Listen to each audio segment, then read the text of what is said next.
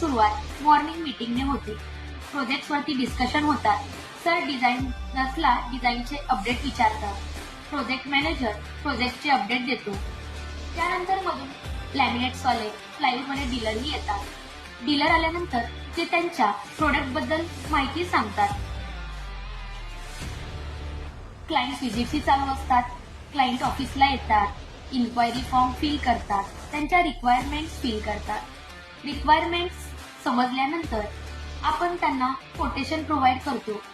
ते कोटेशन त्यांना आवडले, त्यांना आपली वर्क पद्धत आवडली तर ते आपल्याला कन्फर्मेशन देतात आणि कन्फर्मेशन मिळाल्यानंतर ऑफिस स्टाफ आणि सर साईट व्हिजिट करतात. साईट व्हिजिट नंतर आपण त्यांचे 2D डिझाईन बनवतो.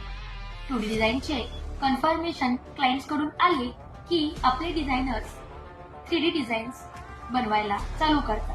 त्या डिझाईनचे चेंजेस, त्याच्यामध्ये असलेल्या क्वेरी ते क्लायंट सोबत डिस्कस करतात आणि प्रोजेक्ट डिझाईन करण्याचा प्रयत्न करतात.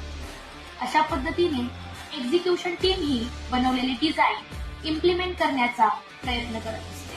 त्याच्यामध्ये आलेले प्रॉब्लेम सॉल्व्ह करत ते आपला प्रोजेक्ट कंप्लीट करतात. अशा पद्धतीने पूर्वी इंजिनियर्सने 100हून अधिक स्वप्नातली घरं बनवलेली आहेत.